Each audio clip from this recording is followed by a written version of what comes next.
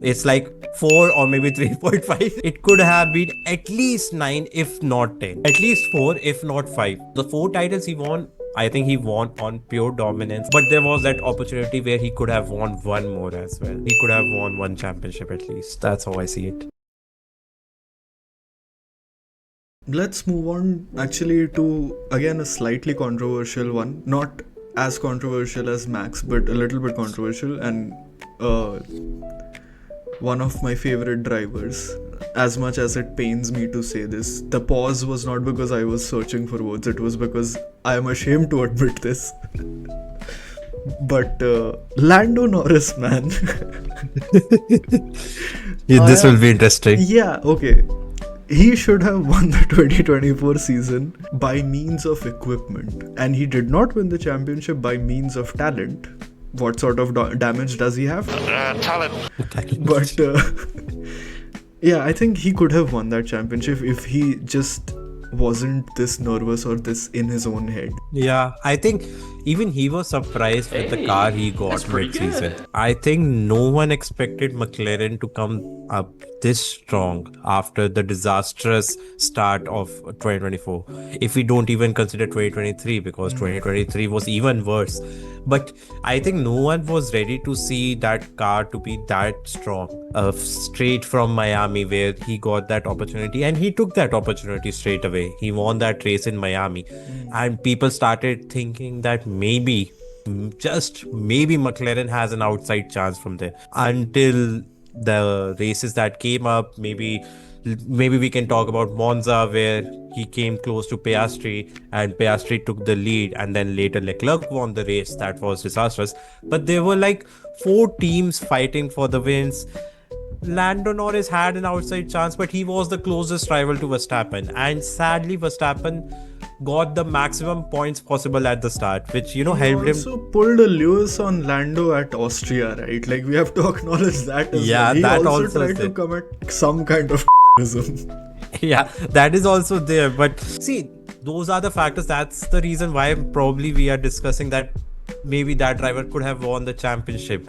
So that is one reason why we think that he was a true potential.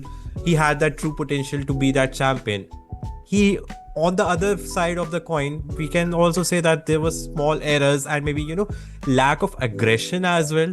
There is no passion, there is no vision, there is no aggression. I feel there was that lack of aggression that maybe costed him that world championship fight. And like I said, maybe even he was not ready to fight for that championship. Yeah. And that's the reason why people are still questioning that part, that you have that fastest car in 2025. Don't bottle it just yet, because Piastri is doing really well. Exactly. So that was going to be my next question. We can, for just this one occasion, we can get ahead of ourselves and predict whether, or not predict, rather give our opinions on whether he or Oscar deserve to win this season. Interesting. See, both deserve to win the championship. I think many people will question that, and I'll share that part why I think both deserve the championship. Piastri is doing amazingly well. When people thought at the start of the season that McLaren looks dominant car, people predicted Lando Norris to be the champion. And maybe after the first race, odds went in Lando Norris' favor as well, that maybe Lando Norris is the driver who will win the championship and probably dethrone Max Verstappen. But after the first race, Piastri was there to silence his critics and show that he is the one. When you are not winning every single race and you just be consistent, maybe you can win that championship. And Lando Norris can cover that gap in 2 races if those 2 races goes in his favor. But I feel both drivers deserve to be fighting for that championship at present.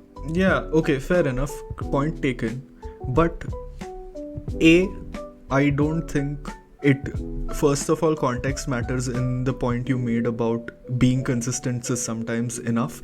We have seen so far, however, that more often than not, just being consistent is not enough. You still lose out by 1 point, 2 points, or 3 points, because sometimes lady luck is simply not by your side.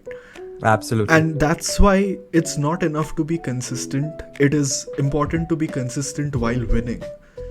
that is a good way to transition into my next point, which is that his consistency would work against some championship contender who himself is not consistent.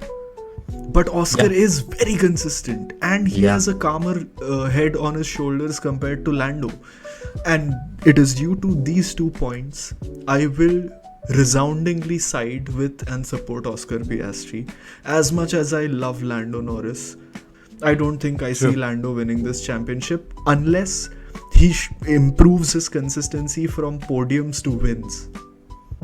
And that's the, I think, minimum requirement that will be needed in those moments, because like I said, the minimum requirement is to be consistent and be in that top 4 at least. But obviously if the point gap continues to increase, then the minimum requirement will change to victories in almost every single weekend if you want to win that championship. And I think it's already that time, right? Because Oscar is slipping away. I mean, he has almost as many wins as Leclerc, and he's been here for what, 2-3 years? Yeah, that's the story. But I think right now the championship is in a pendulum state where sometimes Lando Norris shows that moments of brilliance, like Monaco was a great example, and he was able to, cover that gap. And then you can't ignore Max Verstappen, because in some way, I can. Verstappen, Watch me. you will, I know you.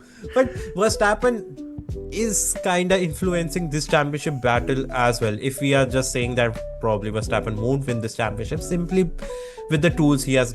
Okay, so if let's say this battle goes down to the wire till the very end of the season, and it just so happens due to circumstance that Max has the power to choose who wins at McLaren, who do you think he shafts? Oscar Piastri, who consistently does a better job of racing him, and then you're annoyed at him, but you have respect for him because he does it cleverly? Or Lando Norris, who is his friend, but he does not deserve the same amount of racing respect? I think Verstappen will take both drivers out and probably get those penalty points and just takes a week off and probably just chill at his home and plays iRacing. Fair enough. I think that rounds out Lando quite reasonably. And therefore, let's move on to Mark Webber, man. I mean, he was up there in some battles as well during the late 2010s. So, yeah, I think as a Red Bull driver, he did give it his all. And there were moments where you could find yourself sympathizing with him and hoping even that he wins the championship. Even though Vettel was just, if you think about it practically, Vettel was not touchable. The kind of consistency and performance he was bringing could not be questioned. But then still you find yourself in some moments where you think, man, perhaps Webber should have gotten one. Yeah, let's just say multi-21 Seb. Multi-21.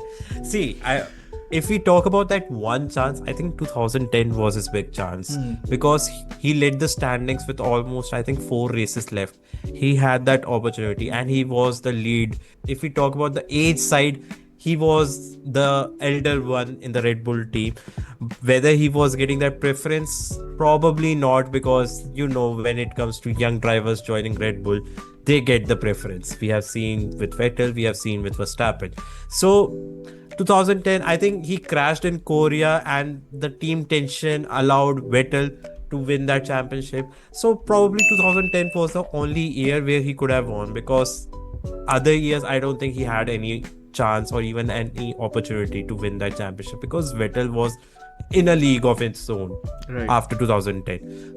So I think he was fast but couldn't consistently match Seb in those key races, and that's the reason why I think he has no championships to show at the moment. But with the way he's trying to handle Oscar Piastri, I think if Oscar Piastri wins the championship in 2025, he can consider one of that championship in his name as well. Yeah, I think that's a very good point to bring up, because Mark Webber is Oscar Piastri's manager, and I think, if your fellow countryman wins under your management and you have been a driver who was that talented to be in a Red Bull, even if briefly, I think, if Oscar wins the championship, I think by transitivity, by the law of transitivity, we can award one to Webber as well. Absolutely. I think that's how we see it. But we can just say that he came close but didn't do enough. So, probably 0 titles for now. I think we can say that. Unless something amazing happened in 2010. That's how I see You know it. what? Another driver that belongs to this exact same category is Bottas. And Yeah. okay, actually, while saying that, I myself find myself fighting with this statement because I think he was deserving of a championship. I know he never showed any signs of battling at the top, and he was never in the argument about winning a WDC. But what I'm trying to say is he should have been a part of a championship battle at least. He is that talented. And for example, take Turkish Grand Prix 2021, right? He single-handedly saved Mercedes' keister in the constructors at least, because even that went down to the wire in 2021. Even the constructors was not clear in 2021 until the last race. And a huge reason why that is the case is Valtteri Bottas. Yeah, he was the perfect wingman. That was the title he had. Yeah. And that's the reason why Mercedes was so consistent even after Rosberg decided to hang his boots. So he had moments for sure. No one can deny that. Maybe in 2019 when he started the season with the win, I don't think he ever sustained a full title challenge because he had that pressure that Valtteri, it's James, please hold your position. And probably that's the reason why he never got that opportunity to even fight for that championship. He never had that edge or maybe aggression needed to challenge Lewis in those peak years. He was great in qualifying for sure.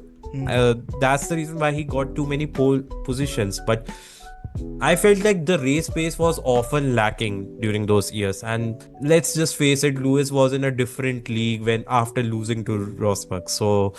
So there is only one Mercedes driver who can beat Lewis Hamilton in equal machinery, and that is Lord Rosberg. You know him, everyone knows him, and that's the reason I think I will say that I don't think any extra titles could have gone in Bottas' way. There were, even mathematically, I don't think he was fighting for any championship. Not even in 2019, 2020. But are you fully satisfied with his 2016 season? Because I don't think we sort of count that as a raw victory. He did amazing. As you said, he opened the season with 4 back-to-back wins, and he showed that the car underneath him can be driven by someone else other than Lewis as well. Yeah. But okay, 2016 really. Again, this will be debatable. Let's just say he kinda deserved that one because I think from 2014 until 2016, when the season didn't started, he saw Hamilton winning those races, those championships, and he was there with Hamilton. Let's just say that in equal machinery, Rosberg was fighting with Hamilton during those years, and we saw some crazy wheel-to-wheel battles. 2014, the rivalry went on a crazy level, and that was their first year together. Rosberg was able to match Hamilton, which is not easy. And 2016, when the season started, he was in that perfect headspace that finally this can be that year where I have to show that I can be that championship winning driver. He started off so well. He won 4 races until the Spanish Grand Prix, as we discussed. So I think after that race, Lewis came back strong, and Malaysia, we mentioned that Malaysia DNF happened, and I think he got in Lewis' head at that moment because in all the races he drove flawlessly, lucked out with a few mechanical DNFs on Hamilton's side, but still held his own under pressure. And that's the reason why I think he retired just after that victory, because he knew that was his only opportunity. He took that opportunity and he was satisfied that he won that one championship in equal machinery against Hamilton. The problem with Rosberg is you can try to justify that he deserved to win on raw pace and performance alone, and you would be right. But the problem is, if we have chalked up one more championship to Lewis based on 2016, that de facto robs Nico Rosberg of his. Yeah. So it comes down to driver preference. Yeah, Which side do you prefer? And if you ever supported Lewis for a second, then Nico Rosberg does not get that 2016 championship. I'm saying this out. I'm saying this out loud that 2016 favored Rosberg. The lady luck was in his favor. So, and that's the reason why I said that one title was just enough for him. He Yeah. was just at right place at right time. Yeah, So- and so then therefore I don't understand his obsession with reminding the world that he won against Lewis in equal machinery, because Lewis's machinery did not work half the time. Sometimes you just have to say it out loud so that people don't say that part. Right? Fake That's it the till you reason. make it. Yeah, exactly. Fake it till you make it. You know it, man. And Rosberg will agree to that. That guy, Let's just- though. I'm not really happy with this, man. Lewis should have won that championship, and therefore it cannot go to Rosberg, since we're picking a driver from the same year. Yeah, fair enough. Let's just say 2016 was pretty lucky for Rosberg, and obviously no one will say that he deserved more titles, but yeah, it was like 1 or 0.5. Let's keep it that way, because it's just the luck was in his favor. Even though he did show some raw pace whenever it was needed, especially for the last 4 races, because he just had to finish P2 as per the mathematical requirement.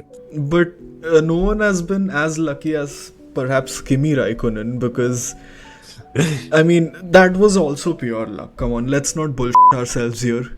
That 2007? was luck. Yeah, that was luck. Okay, we say time and again on this channel, do we not, Rishabh, that you cannot rely on someone else f***ing up to gain a victory. And But if you've gained a victory because someone else is f***ed up, you're robbed of the credit of that. See, I think what Kimi Raikkonen did was pure smartness, and I won't say it was just up by McLaren. I felt like McLaren was occupied with their own internal rivalry, and Raikkonen played it so smartly that let them fight, let them be, handle their own demons, and I can just concentrate and do my job. And he did. He did win those races when they were, McLaren were in a messy fight in fighting their own driver. As per the car they had, I felt like McLaren had a better car. Ferrari was just close to McLaren, but not the best car. And that's the reason why Massa was not close to Raikkonen as well. Raikkonen was doing everything that was needed from his side, and that's the reason why he won that 2007 championship. But yeah, just by 1 point. If McLaren had no internal issues and all the politics that was going on behind the scene, probably it could have gone in Hamilton's way, because we said Hamilton had the issue with the pit stop thing. So he got lucky in 2007, but I want to bring another part as well, where in 2003 he lost to Schumacher by just 2 points. We can also say that, and in that season he had like 3 DNFs. Yeah. Where he was in podium positions. He could have won some crucial points over Schumacher, and he could have won that championship. And maybe Schumacher could have won one less championship. So that's another side of this coin that I wanted to bring, that probably 2003 was also another year where he could have won. And we can go to 2005 as well, where Kimi had the fastest car in second half of the season, but he suffered from engine blowouts, tire failures, and whatnot. And that's the reason why Alonso won 2005. So it's just, let's just say, maybe he deserved one more title. Or let's just say, if we balance it out, probably the one title is fair. But for 2003, I feel he could have won that championship. then He was unlucky. Exactly. So if he wins the 2003 championship, that means Schumi has won less. That means Lewis is the record holder with his current statistics. So We haven't covered Schumi because there could be some years where Schumi could have won the championship. Maybe when he was fighting Kutan during the late 1990s, he could have won those championships as well. So maybe. That's, again, it's all about maybes that we are saying here. Yeah, You and can't quote us. This is amazing, because if you keep on going like this, at a certain point you still circle back to the same problem, which is perhaps Schumacher versus Lewis for holding the highest number of championships would have been drawn at 8 or 9 instead of 7. But we'd still be having the same debate there. Exactly. And maybe during those moments we would have said that Yeah, it's still the same story. Maybe it's the GOAT thing that, it is just meant to be that those two drivers are at the GOAT level. And we know Ayrton Senna was another GOAT. We never got the opportunity to see what could have been that story if that incident wouldn't have happened in 1994. Yeah, I think all these drivers are championship deserving drivers. We can't take that fact away. And it's just amazing that we got this opportunity to throw our 2 cents on this part. Yeah, Exactly. And that's why I think if just by some god's grace or some god's miracle, Ayrton Senna had survived Imola, perhaps the all-time greatest Hall of Fame with equal number of championships could likely have been Schumacher, Hamilton and Senna. yeah, And baby. at that point we would not perhaps question this, or we would have maybe questioned it even harder. But I think then I'm not trying to sound diplomatic here, but factually, if we consider all our maybes, perhaps the all-time three greatest are Senna, Schumacher and Hamilton. And let's therefore move to the last on our list, which is, I think, the third most unlucky driver on the grid. If the unluckiest is Massa and the second unluckiest is Alonso, of course he is, then perhaps the third on that podium, that depressing podium, is Charles Leclerc. Oh, the fan favorite here. Yeah, definitely. But fans of Leclerc, can you really make a argument backed by facts that he is deserving of one or any championship? Because I don't think you can. He had an awesome start in 2022, but that was not to be, because you can't just start good and then gain all the fan favoritism and then fuck everything up, which is sort of what Lando did briefly this season. Now he's trying to catch up again, but then if he got so much for that, Leclerc deserves it as well. True. Yeah. And we're not talking about his bad luck at Monaco. We're completely discounting that from this conversation, because I don't think that would be an objective conversation. That's true, man. And like you said, in 2022, he started like a rocket. Like 2 wins and P2 in first 3 races. What more do you need? Your rival got 2 DNFs and you have like a 40-point lead in just 3 races. That's amazing. You just have to hold your guns and, do whatever is needed. Because let's face it, initially Ferrari was the fastest car. But then strategy design. Ferrari, man. Yeah, man, Fucking it's always Ferrari, man. For every driver we covered, it's always Ferrari. Because strategy disasters happened. Monaco, we saw those radio calls. Multifunction tire position 5. Multifunction tire position 5. And Silverstone was another one. There were reliability failures in Spain and Azerbaijan, where engine blew up. And obviously his own error in France, where he crashed. So after those moments, he just lost the whole momentum. And in the second half, he was nowhere close to Verstappen. Whether it was his fault completely, I don't know. That is another debate, because he's got the speed. He has that one lap magic, and that's the reason why he was getting too many pole positions as well. But okay, fair enough. But you know what? My problem with this statement is, so far every driver that we've talked about, all the other drivers have not won or won championships by small margins, and that's why we give them the benefit of a maybe. Yeah. But that has not been the case for Leclerc outside of the first 3-4 races of the 2022 season. So that's Absolutely. why I think just on that fact alone, let's say it was a repeat like Lewis and Rosberg, man. Let's say he does very well in the first 4 races, then Max does well, then he does well. Then we'd still give him the maybe championship. But yeah, no, I don't think if you can make a logical argument, you will end up with the conclusion that he does not deserve a championship yet. yeah, absolutely. I'm with you on that. I don't think he deserved that title.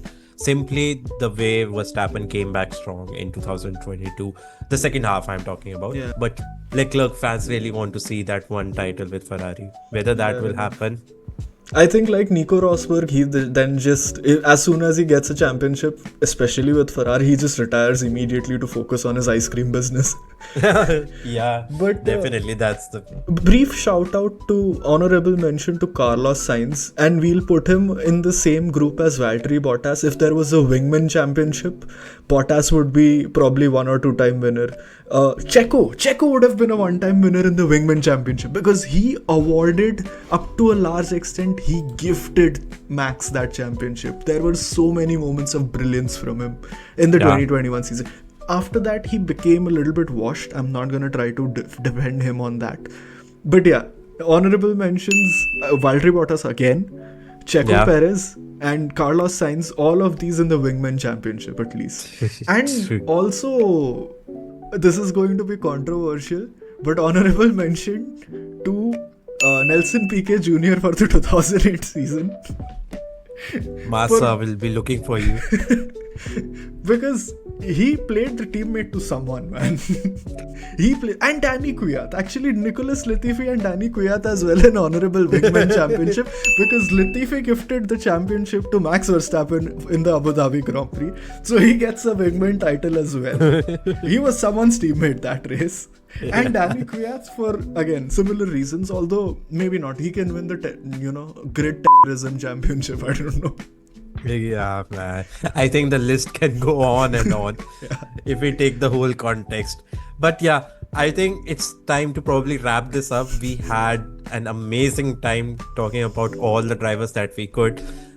And this list is just our opinion. But I think now it's your turn. Let us know in the comments, who do you think deserved more? Who didn't do enough? Who could have done even better? But yeah, that's how we see it. You can follow us on Instagram as well for behind the scenes, quick takes, and more spicy content. But if you really enjoyed this video, please drop a like, subscribe to our channel, and show your support, man. It really means a lot to us. Please comment on these videos, especially this one, because we have thrown out a lot of garbage at you, which is completely personal opinion. And you know what? Fight us. Let's throw some hands. Yeah, we are not right. Let's I'm f***ing right. I don't care about what they say in the comments. Actually, you know what? Let's take the accountability. We are right. Yeah, yes. Fight us. Fight us, exactly. Let's keep it that way. But we hope you had great time, probably having some coffee and, chit-chatting and probably thinking what these guys are talking about. But let's just wrap this up and probably say, when the drama hits, we are waving the red flag. Goodbye.